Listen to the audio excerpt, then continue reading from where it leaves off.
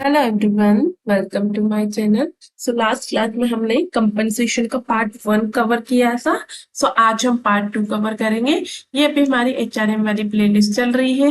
Last की कुछ videos बाकी है, उसे हम कवर कर रहे हैं। आइए से हम स्टार्ट करेंगे। कंपनसेशन के पार्ट 1 में हमने देखा था कि इसके बेसिक मीनिंग क्या है, ऑब्जेक्टिव्स क्या क्या फैक्टर्स है जो कंपनसेशन को अफेक्ट करते हैं। ओके, आज हम इसके कंपोनेंट्स देखेंगे कि क्या क्या कंपोनेंट्स है इसके कंपनसेशन मैनेजमेंट के। सबसे पहले इसका कंपोनेंट्स मतलब होता है तत्व। ठीक है, क्या क्या है, किन किन चीजों से कंपनसेशन मैनेजमेंट देखा जाता है। सबसे पहले हम बात करेंगे जॉब डिस्क्रिप्शन। ये हमने पहले भी पढ़ा हुआ है टर्म।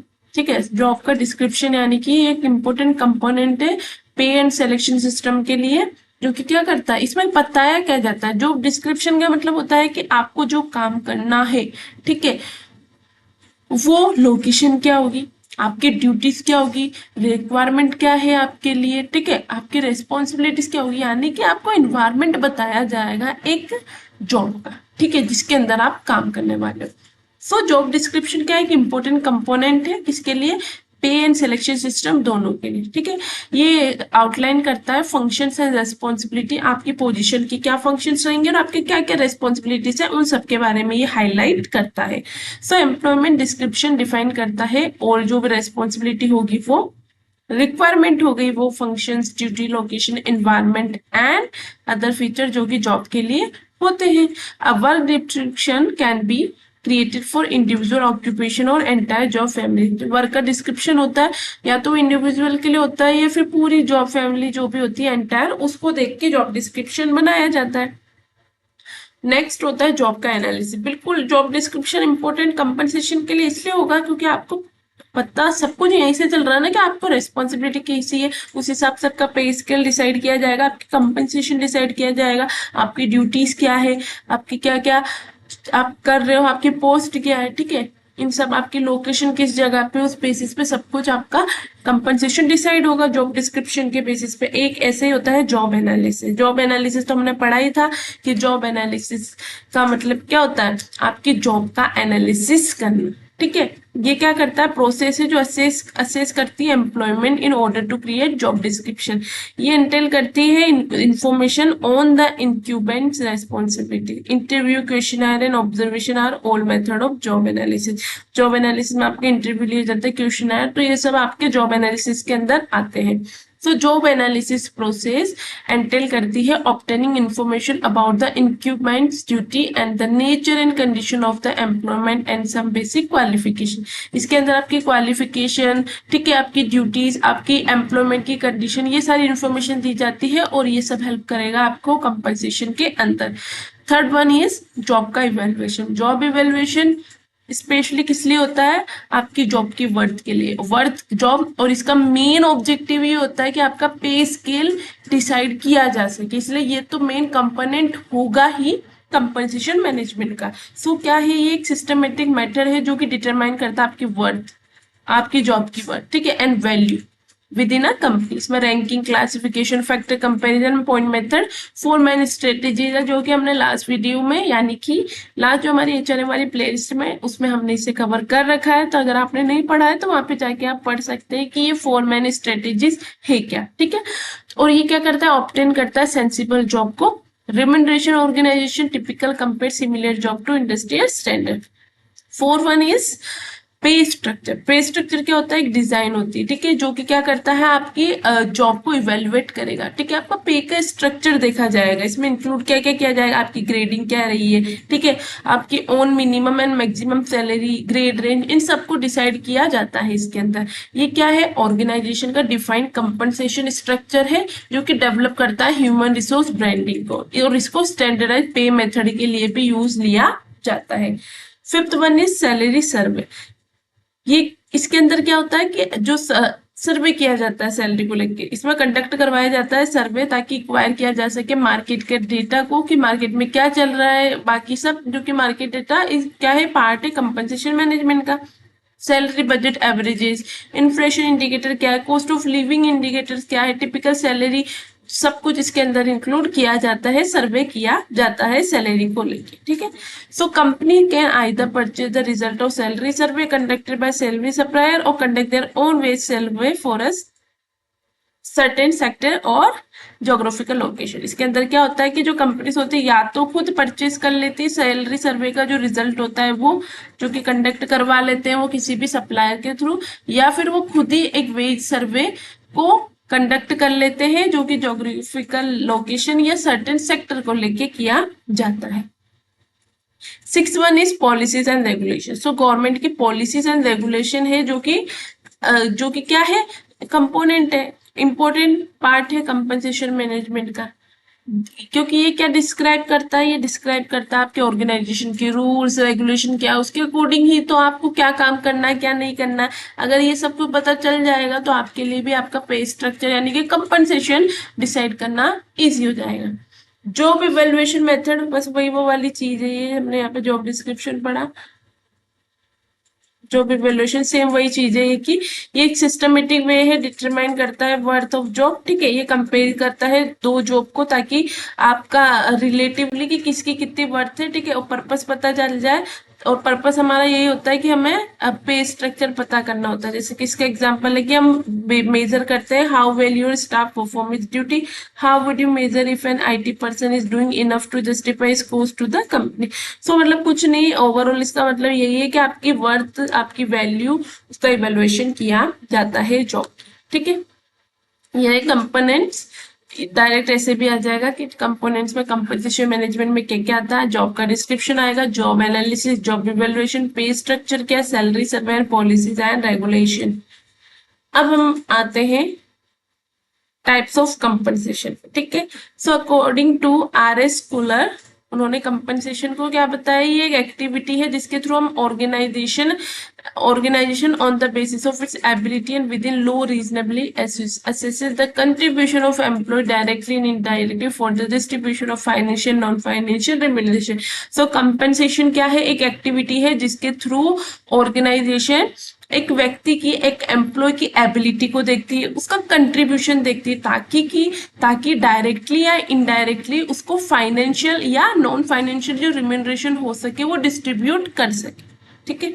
सो अब इन्होंने वैन एफ काचियो ने क्या बताया कि कंपनसेशन क्या करता है, क्या इंक्लूड करता है, डायरेक्ट कैश पेमेंट को, इनडायरेक्ट पेमेंट को, जो कि एम्प्लॉय के बेनिफिट, इनडायरेक्ट पेमेंट में यानी कि एम्प्लॉय का जो बेनिफिट इंसेंटिव हो गए जो कि मोटिवेट करते हैं एम्प्लॉयज को, ठीक है, प्रोडक्टिविटी करने के लिए हायर लेवल पे, ये सब बात की गई है। और ऐसे कुछ स्पेशल इसके अंदर है नहीं, ठीक है। नेक्स्ट आ जाएंगे हम कि अब हम एक ओवरऑल डेफिनेशन देखेंगे कि कंपनसेशन क्या है, एक एंटायर अमाउंट है, ठीक है, कैश का और नॉन मॉनेटरी पेमेंट्स, ठीक है, जो कि एम्प्लॉयज को दिए जाते हैं। ये one of the most expensive expenses है फॉर ऑर्गेनाइजेशन विद एम्प्लॉय, ठीक है, बिल्कुल खर्चा तो होगा ही से आप एम्प्लॉय को सैलरी देंगे या फिर और भी कुछ बेनिफिट्स वगैरह।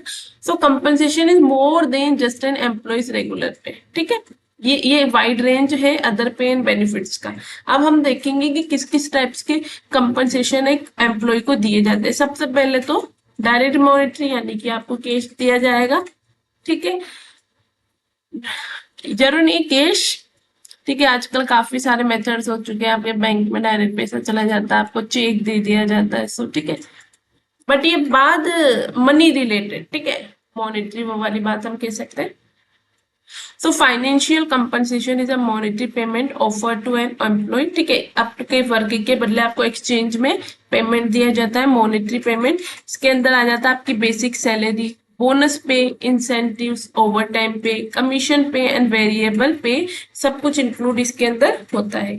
अब वेजेस क्या है, सिग्निफिकेंट कंपोनेंट है कॉस्ट कंडक्टिंग बिजनेस का। सैलरी हम जानते ही एक ऑर्गेनाइजेशन में कोई भी हो एम्प्लॉय उसकी फिक्स्ड होती है, ठीक है। नॉन इंसेंटिव पेमेंट जो होते हैं उसके जो हार्स है यानी कि जितने घंटे वो वर्क कर रहा है उस बेसिस पे डिसाइड होते हैं, बट सैलरी जो होती है वो फिक्स्ड होती है। अब वेजेस जो होते हैं वो कैसे भी पे किए जा सकते हैं, चाहे आप घंटों के हिसाब से करें, दिन के हिसाब से, वीकली या मंथली, ठीक है। इंसेंटिव क्या है, सॉर्ट ऑफ कंपोजिशन अप्रोच है जिसमें रिम्यूनरेशन लिंक होता है प्रॉफिटेबिलिटी के साथ में। ये किससे रिलेटेड होता है, इंडिविजुअल, टीम और ऑर्गेनाइजेशन की ओवरऑल परफॉर्मेंस से। Bonuses, profit sharing schemes, variable pay, stock option are all example of incentive. ठीक है, आगे हम और अच्छे से पढ़ेंगे। इसमें बस ये बता रहा है कि जो बोनसेस होते हैं या फिर स्टॉक ऑप्शंस हुए या फिर भी और किसी की तरह के इंसेंटिव स्कीम्स वगैरह होती है, वो सब इंसेंटिव्स के अंदर आते हैं। ठीक है, अब इनडायरेक्ट मॉनेटरी कंपनसेशन के अंदर आ जाएगा जो इनडायरेक्ट होते हैं, जैसे कि आपकी पेंशन, इंश्योरेंस, आपको जो पेड पेड हॉलीडेज के पेमेंट मिलता है वो। सो ये सारे एग्जांपल है इनडायरेक्ट मॉनेटरी कंपनसेशन के। अब ये भी डिवाइडेड होते हैं, मैंडेटरी बेनिफिट्स होते हैं और कुछ वॉलंटरी बेनिफिट्स होते हैं। अब provident fund, gratuity scheme, health plan, maternity leave, medical leave और जो भी पर्क्स है, ये क्या है, मैंडेटरी। यानी मैंडेटरी इन द फॉर्म क्या आपको अनिवार्य है एक ऑर्गेनाइजेशन के लिए, आपको अपने लॉ होता है एक, जैसे कंपनी लॉज हुए, ठीक है, या फिर और भी जो भी रूल्स हुए, ठीक है, लॉ हुए, उसके अकॉर्डिंग ये मैंडेटरी के आपको ये चीज तो फॉलो करनी है। तो उसके अंदर आ जाएगा हमारा provident fund, gratuity scheme, health plan, maternity leave, medical leave, ये सब मैंडेटरी बेनिफिट्स में आ जाएंगे। और वॉलंटरी बेनिफिट्स में आ जाएंगे optional and provided by employer free. ठीक है, ये जरूरी नहीं है उनको दिए जाइए, एम्प्लॉयर के बेसिस पे फ्री होते हैं कि उसे देना है या नहीं देना है। ठीक है, इसके अंदर unpaid time off, paid holidays, family friendly benefits, retirement benefit, ये सब क्या होते हैं, ये जरूरी नहीं है आपको मिले से, ये वॉलंटरी होते हैं, एम्प्लॉयर के ऊपर डिपेंड करते हैं। ठीक है, so employee can now take sabbaticals, work from possibilities, health life accident insurance, company sponsored education facility, free transportation, subsidized meals and free concierge services। ठीक है, डायरेक्ट इनडायरेक्ट मॉनेटरी हो गई। अब हम पढ़ेंगे नॉन मॉनेटरी। नॉन मॉनेटरी क्या होती है, ये साइकोलॉजिकल बेनिफिट्स होते हैं जो कि एक एम्प्लॉय को ऑफर किए जाते हैं, who have impression that their abilities are value, किनको, जिनका एबिलिटी वैल्यूड होती है एक ऑर्गेनाइजेशन या कंपनी के लिए। ठीक है, so employee at senior and medium level who prefer to work with cutting edge technology want to be empowered aside from recognition service awards, modern firm provide essential non monetary incentive, यानी कि awards वगैरह वो सब कुछ इसके अंदर आ जाएगा। बाकी यहाँ देखते हैं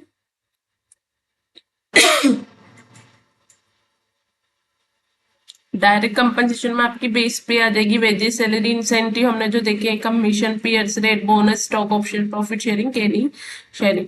इनडायरेक्ट में pay for time for not, अगर आप वर्क नहीं कर रहे उसमें आपको मिल रहा है, जैसे आप वेकेशन पे ब्रेक लिया, हॉलीडे, सिक डे, ठीक है, ड्यूटी, ये सब अगर आप कर रहे हो तो आपको पेमेंट दिया जाएगा इनडायरेक्ट कंपनसेशन में। Insurance plan, medical, dental, life, ठीक है, सिक्योरिटी प्लान में pension, social security, disability insurance, employee service में recreational program, education assistant and food services, ये सब कुछ आ जाएगा।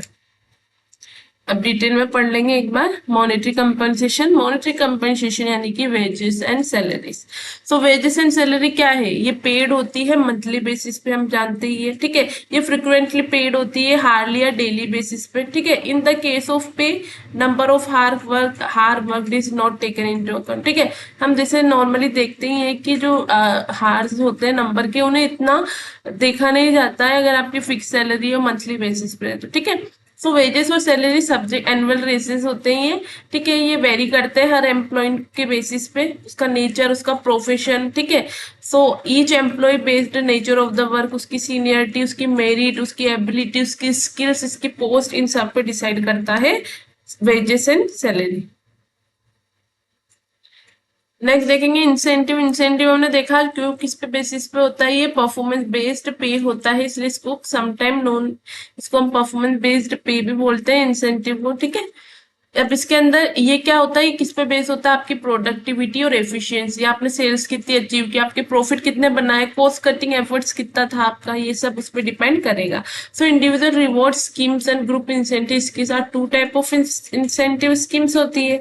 सो इंसेंटिव स्कीम किस पे अप्लाई होती है, किसी इंडिविजुअल की एम्प्लॉय की परफॉर्मेंस पे अप्लाई होती है। और ग्रुप इंसेंटिव सब नाम से समझ आ रहा है, जो वर्कर्स होते हैं ग्रुप में काम करते हैं उनके ऊपर अप्लाई होती है। ठीक है, जो कि किसी स्पेसिफाइड टास्क के लिए कलेक्ट होते हैं टाइम पीरियड के अंदर, उनके ऊपर ग्रुप इंसेंटिव काम करता है। So intensive money paid to the group is distributed equitably among group members. ठीक है, इंसेंटिव जो होते हैं ये मनी पेड होते हैं जो कि ग्रुप को इक्वली डिस्ट्रीब्यूट किए जाते हैं।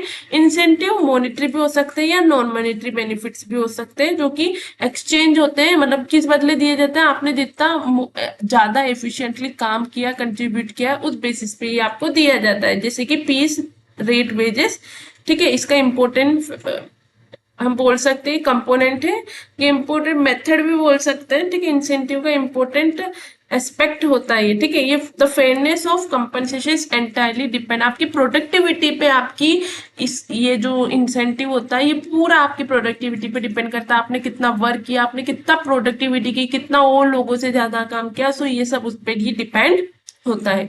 सो ये एक्सीलेंट स्टिमुलेटर है और मोटिवेटर है जो कि स्टिमुलेट करता है पर्सनल टू इंक्रीज, उसकी एफिशिएंसी इंक्रीज हो, वो जल्दी से जल्दी अपने गोल्स को अचीव कर पाए, इस वजह से ये चीज की जाती है। अब इंसेंटिव्स के भी कुछ टाइप्स है, जैसे सबसे पहले है प्रॉफिट शेयरिंग। इसमें आपकी वर्क की एफिशिएंसी देखी जाती है, ऑर्गेनाइजेशन ऑफर करता है कुछ अर्निंग आपको। ठीक है, प्रॉफिट शेयरिंग प्लान्स में क्या होता है कि आपको रिक्वायर किया जाता है firm to set a percentage of profit as a target and if profit exceeded target the surplus profit are distributed into employees. के अंदर क्या होता है कि आपको कुछ काम दिया गया, ठीक है, फर्म ने आपसे बोला कि हमें 10% तो चाहिए चाहिए प्रॉफिट। ठीक है, अगर आप इतना करते हो तो अच्छी बात है, ठीक है, हम सेटिस्फाई हो जाएंगे। बट अगर आपने मान लीजिए 15% प्रॉफिट किया तो जो ये 5% प्रॉफिट है वो आपका हो जाएगा। बस वही चीज है इसके अंदर प्रॉफिट शेयरिंग के अंदर। ठीक है, सो ये इनकरेज करता है एम्प्लॉय को work efficiently in order to increase the company's revenue और शेयर इन प्रॉफिट, क्योंकि जितना प्रॉफिट होगा उतना ही फिर आपको एक्स्ट्रा मिलेगा, क्योंकि ये तो सेट कर देता है परसेंटेज ऑफ प्रॉफिट टारगेट के हिसाब से। तो जो टारगेट से ज्यादा होता है वो सरप्लस प्रॉफिट आपको डिस्ट्रीब्यूट कर दिया जाता है। एक होता है स्टॉक ऑप्शन या कोऑपरेशन। इसके अंदर क्या होता है, आपको इसमें आपको ownership right employee do not acquire. इसके अंदर क्या होगा कि एम्प्लॉय जो होता है वो पूरी ओनरशिप को एक्वायर नहीं करता है शेयरिंग प्रॉफिट के द्वारा। इसमें कई सारी ऑर्गेनाइजेशन होती है जो कि ऑफर करती है, क्या ऑफर करती है, शेयर्स ऑफर करती है मैनेजमेंट में, ताकि मैनेजमेंट पार्टिसिपेट करे विद प्रॉफिट शेयर इंसेंटिव, ताकि इंकरेज हो सके उनकी एफिशिएंट वर्क फ्रॉम एम्प्लॉयज। ठीक है, इसके अंदर क्या होता है, पार्टनरशिप होती है जो कि ऑफर्ड होती है, insurance of share if defined target is exist. इसमें भी बस वही है कि आपने टारगेट कर लिया तो फिर जो भी होगा ऑफर किया जाएगा आपको एक अमाउंट। ठीक है, अगर आपने उससे ज्यादा एक्सीड कर लिया है टारगेट से ज्यादा।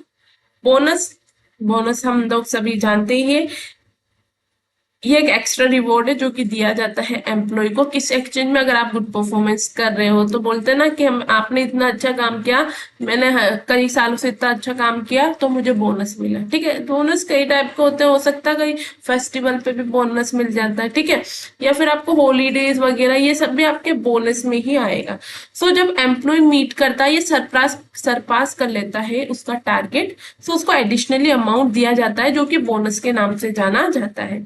सो बोनस होते हैं वो फ्री इंटरनेट, अब इसके अंदर क्या हो सकता है, फ्री इंटरनेशनल आपको ट्रिप दे दी गई, ठीक है, पेड हॉलीडेज, गोल्ड दे दिया गया। ठीक है, so some business have a bonus program during the holiday season. एक होता है कमीशन, कमीशन दे दिया जाता है आपको कि आप इतना कर लोगे तो उससे ज्यादा जो जितना भी बनेगा, कि आपने जैसे सेल्स पर्सन पेड होता है, बेस पे तो होता ही है, बट अगर वो एडिशनली कुछ काम करेगा तो उसको हर सेल पे कुछ कमीशन मिलता है। ठीक है, एक होता है सजेशन सिस्टम। इसके अंदर क्या होगा कि जो एम्प्लॉयज होते हैं वो कंपनसेटेड होते हैं, किसके अंदर, suggestion method if organisation benefit from the idea made by the employee. यानी कि आपने कोई आइडिया दिया, ठीक है, और वो ऑर्गेनाइजेशन को बेनिफिट कर गया, ठीक है, तो आपको कंपनसेशन मिलेगा। फॉर एग्जाम्पल एम्प्लॉय ने क्या किया, ऑफर किया कॉस्ट कटिंग मेजर को, person is compensated for making the idea. ठीक है, और अगर ये it is very good incentive to maintain employee initiative level. इसमें क्या होगा, माइंड अच्छा चलेगा ना कि ऐसे में सजेशंस दो जो ऑर्गेनाइजेशन के लिए अच्छा, ऑर्गेनाइजेशन को बेनिफिट करे, तो ये इनिशिएटिव करने के लिए एम्प्लॉय के लिए काफी अच्छा होता है। प्रोडक्टिविटी लिंक्ड वेज इंसेंटिव, इसके अंदर क्या होगा, अब ये वेज रेट प्लान्स है जो कि in which higher wages are offer in exchange of increase productivity. जितनी आपकी प्रोडक्टिविटी इंक्रीज होगी उसके बदले आपको वेजेस ज्यादा मिलेंगे, ठीक है। In a piece pay system efficient work are compensated more than inefficient worker. बिल्कुल, आप जो इनएफिशिएंट वर्कर्स है उनसे ज्यादा एफिशिएंट वर्कर को मिलता ही है। यानी कि आपको इसमें यही इसका मेन ऑब्जेक्टिव यही होता है कि आप अच्छा परफॉर्म करें इफेक्टिवली, ताकि आपको हायर पे मिल सके, हायर सैलरी मिल सके। एक होता है रिटायरमेंट का बेनिफिट। कई कई बार क्या होता है कि आपको बेनिफिट रिटायरमेंट जरूर की नहीं है कि रिटायरमेंट होने के बाद में आपको कुछ चीजें मिलेंगी। सो मोटिवेट एम्प्लॉय सेवरल फर्म्स क्या करती है, प्रोवाइड करती है बेनिफिट। इसमें पेंशन प्रोविडेंट फंड्स आ जाएगा, ग्रेजुइटीज आ जाएगी। सो ये इंसेंटिव्स है जो कि अप्रोप्रिएट होते हैं एम्प्लॉयज के लिए, ताकि वो इन फ्यूचर उसका फ्यूचर सिक्योर कर सके, प्रोटेक्ट कर सके। आप समझ रहे हैं हम पढ़ क्या रहे हैं। हमने सबसे पहले मॉनेटरी कंपनसेशन, सबसे पहले तो हमने देखा टाइप्स ऑफ कंपनसेशन। इसके अंदर हमने पढ़ा एक तो होता है डायरेक्ट मॉनेटरी कंपनसेशन, और एक होता है इनडायरेक्ट मॉनेटरी कंपनसेशन, और एक होता है नॉन मॉनेटरी कंपनसेशन, ठीक है। अब हमने सबसे पहले मॉनेटरी कंपनसेशन में देखा वेजेस, सैलरीज, इंसेंटिव्स, ठीक है। इंसेंटिव्स के अंदर हमने देखे profit sharing, cooperation stock option, bonus, commission, suggestion system, productivity linked wage incentive, retirement benefits, ठीक है। अब इसी के अंदर मॉनेटरी के अंदर ही आ रहा है हमारा अलाउंस। सो अलाउंस क्या होते हैं, जैसे कि डीए मिलता है, एचआरए मिलता है, वो सब अलाउंस होते हैं जो कि अमाउंट होता है something that are authorise usually within the confines of a set of rules and regulation और स्पेसिफिक पर्पस। ये रूल्स और रेगुलेशन होते हैं और ये ऑथोराइज होते हैं कुछ जो आपको मिलती है, ठीक है। Other allowance are granted to employee in addition to their base income to help them meet their basic needs. कई बार क्या होता है ना, बेस सैलरी इतनी होती है कि वो अपनी जो जरूरत है, उसकी नीड है, वो पूरी नहीं हो पाती, इसलिए उसको अदर अलाउंस दिए जाते हैं ताकि उसको हेल्प की जा सके। अब ये बेनिफिट्स किस कौन कौन से अलाउंस होते हैं, तो सबसे पहले इसमें होता है डीए, डियरेंस अलाउंस। ये बेनिफिट होता है जो कि एम्प्लॉइज को प्रोटेक्ट करता है their real income from prices hike, ठीक है। आपकी जो रियल इनकम में प्राइजेस हाइक होंगे उससे आपको प्रोटेक्ट करेगा। सो यानी कि बेस सैलरी के ऊपर जो भी, अब किसी की सैलरी स्लिप देखिएगा, बेस सैलरी मिल रही है तो आपको डीए भी अच्छा खासा मिलता है। बोलते हैं ना, आता रहता है 2% डीए बढ़ गया, 5% हो गया, ठीक है। तो ये सब जो भी होता है वो डी होता है, ये परसेंटेज होता है आपकी बेस वेजेस का, ठीक है। एचआरए, एचआरए उन एम्प्लॉयज को दिया जाता है, एम्प्लॉयर्स को who do not provide employees living accommodation पे हाउस रेंट। यानी कि आपको रहने की सुविधा नहीं मिल रही है, ठीक है, लिविंग अकोमोडेशन नहीं मिल रही है, तो एम्प्लॉयर अपने एम्प्लॉयज को क्या करता है, rent allowance, house rent allowance देता है, ठीक है। ये कैलकुलेट किस पे होता है, एम्प्लॉयर की सैलरी पे, और आपकी सीटी कैसी है उस पर भी ये चीज डिपेंड करती है। जैसे कि एक्स वाई जेड सिटी होती है तो यहाँ 10% चलता है, 20 चलता है या 30 चलता है, ठीक है। अब डिपेंड करता है कि आपकी सिटी कौन से इसमें आती, हो सकता है मैं कंफर्म नहीं हूँ, आई थिंक इसमें भी 30 नहीं 10 यही होगा, यही चलता है, ठीक है। अब सिटी कंपनसेशन अलाउंस ये क्या होता है, मोस्टली ग्रांटेड होते हैं एम्प्लॉय जो कि मेट्रो सिटी में या मेट्रो एरियाज में, लार्ज सिटीज में काम करते हैं, where cost of living high होती है, इसलिए उनको सिटी कंपनसेशन अलाउंस दिया जाता है। एक होता है ट्रांसपोर्टेशन या कन्वीनियंस अलाउंस, ये कुछ फर्म्स आपको मतलब आने जाने में आपका जो खर्चा होता है उसको कवर करने के लिए आपको देती है। एक होता है फ्रिंज बेनिफिट। फ्रिंज बेनिफिट ये क्या होता है कि एम्प्लॉय को बेनिफिट किया जाता है, आपकी medical treatment, hospitalisation, accident, health group insurance, canteen, uniform, ठीक है। जो ये सब आपकी बेसिक चीजें होती है, आपकी नीड होती है, आपकी हेल्थ से लेके आपसे खुद से रिलेटेड, ठीक है। So in recent year, there has been a lot of emphasis on developing compensation system that go beyond monetary compensation. We can assert that all aspects of pay management have a substantial impact on employees' life. Pay for performance has grown in popularity among management and professional employees, particularly among executive and senior management. Money is the primary motivator for mobility of employees. यहाँ देखेंगे कुछ नहीं है इसमें ऐसा, प्रिक्विसाइट्स allowance होते हैं जो कि ग्रांट किसे किए जाते हैं, एग्जीक्यूटिव और हायर रैंकिंग ऑफिसर्स को, ठीक है। इसमें क्या इंक्लूड होता है, कॉर्पोरेट कार आपको मिलेगी, club membership, paid vacation, furnished resident, होता है ना बंगलोज वगैरह दिए जाते हैं आपको, ट्रिप बेनिफिट वगैरह, सो वो फ्रिंज बेनिफिट के अंदर आ जाएंगे। अब होते हैं नॉन कंपनसेशन, नॉन मॉनेटरी वाले। तो इसके अंदर क्या होता है, आपको अवार्ड दिया गया, आपने अच्छा काम किया, रिकॉग्निशन सर्विस का अवार्ड दिया गया, आपको अप्रिशिएट किया गया, चैलेंजिंग टास्क दिए गए, सीकिंग कंसल्टेशन है, ठीक है, पार्टिसिपेटरी अपॉर्चुनिटी दी गई आपको, कहीं अच्छी जगह पे आपको holiday status in the events conduct करवाए गए, ऑर्गेनाइजेशन का क्लाइमेट, करियर का एडवांसमेंट किया गया, transparency, job security, well development communication system. अब मैं इसे थोड़ा सा बता देती हूँ ताकि आप लोगों को लगे ना कि कुछ रह गया है, ठीक है। अवार्ड्स में हमने सबसे पहले पढ़ा कि अवार्ड, अवार्ड में ये आ जाएगा कि आपको कैश दे दिया गया, ठीक है, गिफ्ट्स वगैरह दे दिए गए, ठीक है, कैश, गिफ्ट्स, ठीक है, ये सब इसके अंदर आ जाएगा। आपको कूपन दे दिए गए, मूवी टिकट्स वगैरह, ये सब रिवॉर्ड के अंदर आ जाएगा। एक होता है रिकॉग्निशन, रिकॉग्निशन के अंदर आ जाएगा कि एम्प्लॉय, आपको employee of the week, employee of the month, employee of the year का अवार्ड मिलता है, ठीक है। आपको इवेंट में पुश किया जाता है ताकि आप फिर इन फ्यूचर भी अच्छे से परफॉर्म कर सके, ठीक है। सो इसमें आपको सोसाइटी के अंदर कंट्रीब्यूट जो आपने किया है उसके लिए अप्रिशिएट किया जाता है, employer of the week, employee of the week वगैरह वाले अवार्ड्स दिए जाते हैं। सर्विस अवार्ड में ये होता है कि आपको लॉयल्टी अवार्ड दिया जाता है अगर आप काफी टाइम से किसी ऑर्गेनाइजेशन में हो रहे हैं ना, तो ऐसे 10 ईयर्स हो गए आपको, तो आपको सर्विस अवार्ड दिया जाता है, वो सब आ जाएगा। एप्रिसिएशन में वही आएगा कि आप अच्छे से काम कर रहे हो तो आपको सुपीरियर जो अपना ऑर्गेनाइजेशन में है, हायर अथॉरिटी है, उससे आपको एप्रिसिएशन मिल रहा है और इससे आपको सेटिस्फेक्शन भी होता है। चैलेंजिंग टास्क में आ जाएगा कि आपको असाइन किया जाएगा एक डिफिकल्ट टास्क ताकि आप इंडिविजुअल आपकी एबिलिटी को देखा जाए, ठीक है, बाकी एम्प्लॉयज से अलग कैसे आप उन सब चीजों को देखा जाए।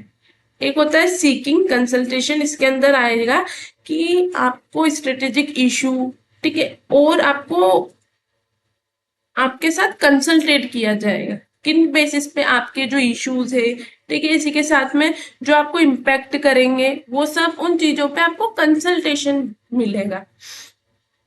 एक होता है पार्टिसिपेटरी अपॉर्चुनिटी, इसके अंदर आ जाएगा कि आपको पार्टिसिपेशन कराया जाएगा डिसीजन मेकिंग के अंदर, या ऐसी जगह पे जहाँ पे आप मोटिवेटेड फील करो, आपको ऑर्गेनाइजेशन के गोल में अच्छे से पार्टिसिपेशन करवाया जाएगा, जिससे क्या होगा, आपको मोटिवेटेड फील होगा और आप कंट्रीब्यूट करेंगे पॉजिटिवली ऑर्गेनाइजेशन के गोल में। एक होता है लिबरल हॉलीडे, ये क्या होता है, एक इसके अंदर आपको कई सारे वेरियस टाइप्स ऑफ हॉलीडेज वो सब आ जाएगा इसके अंदर। कंडक्टिंग इवेंट के अंदर है कि कई सारे इवेंट्स करवाए जा रहे हैं, जैसे कि होता ना कि कई बार इंडिपेंडेंस डे होता है, या फिर स्पोर्ट्स इवेंट करवा दिया गया ताकि आपका माइंड ठीक रहे, आप एंजॉय भी करें, साथ साथ ऑर्गेनाइज फैमिली डे ऑर्गेनाइज कर दिया जाता है, ठीक है।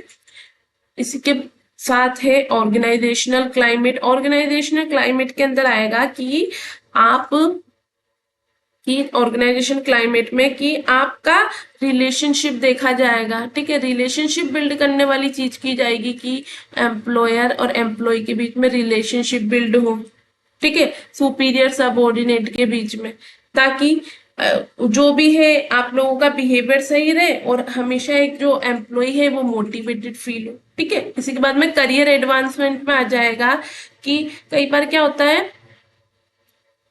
कई बार ऐसा होता है कि एम्प्लॉयज को पॉसिबिलिटीज होती है कि एडवांसमेंट में जाने की, इसका मतलब ये है कि एम्प्लॉय को एनहांस किया जाता है, इन्हांस किया जाएगा, मोटिवेट किया जाएगा ताकि उसकी स्किल्स एंड जो उसकी एफिशिएंसी है वो प्रमोट हो सके, ठीक है, उसकी स्किल्स और एफिशिएंसी उसके लिए इतनी इम्पोर्टेंट हो जाए, या उसके लिए इतनी बोलते ना कि इतनी ज्यादा उसके लिए इम्पोर्टेंट फैक्टर बन जाए कि उससे वो प्रमोट हो जाए हायर लेवल पे, ठीक है। इसलिए उसको इन्हांस करना, उसकी एम्प्लॉय को उसकी स्किल्स इन्हांस करना, उसकी एफिशिएंसी, ताकि वो हायर लेवल पे प्रमोट हो जाए। और प्रमोशन तो हम जानते ही है कि एक मोटिवेशनल फैक्टर है ही सही। ट्रांसपेरेंसी, ट्रांसपेरेंसी के अंदर आ जाएगा कि आपको परफॉर्मेंस अप्रोजल, रिवॉर्ड वगैरह दिया जाता है, ठीक है, रिवॉर्ड वगैरह आ जाएगा इसके अंदर। करियर डेवलपमेंट, ये सब पॉजिटिव एट्रीब्यूट जो भी होंगे वो सब ट्रांसपेरेंसी के अंदर आ जाएंगे। जॉब सिक्योरिटी तो हम जानते ही एक लॉन्ग टर्म रिलेशनशिप होता है एक ऑर्गेनाइजेशन के अंदर, ठीक है। सो इसमें आपके वर्क की सिक्योरिटी कर दी जाती है, वर्क सिक्योरिटी वाली चीज आ जाएगी इसमें। वर्क सिक्योरिटी आ जाएगा। वर्क सिक्योरिटी यानी कि आपको कंसिस्टेंटली सेफ्टी और सिक्योर फील करवाया जाता है, आपको कोई भी नेगेटिव इम्पैक्ट नहीं आने दिया जाता, वो सब इसके अंदर आ जाएगा। और एक होता है वेल डेवलप्ड कम्युनिकेशन सिस्टम, आपके साथ रेगुलर मीटिंग्स की जाएगी ताकि आपको पता चले कि आपका डेवलपमेंट भी हो और आपको इम्पोर्टेंट भी समझा जाए। कई बार आपको पॉलिसीज, प्रोसेस, स्ट्रेटेजीज, इन सब में आपको इंक्लूड किया जाता है आपका डेवलपमेंट पे, ताकि आपकी भी एफिशिएंसी इंक्रीज हो और एक एम्प्लॉय के लिए भी ये हेल्पफुल हो। ये हमने पढ़ लिया है कंपनसेशन, और कंपनसेशन हमारा कंप्लीट भी हो चुका है। आई होप आपको ये समझ आया होगा। अगर आपको मेरी वीडियोस अच्छी लगती है तो मेरे चैनल को सब्सक्राइब करें एंड मेरी वीडियो को लाइक करें, शेयर करें, कमेंट करें। Thank you.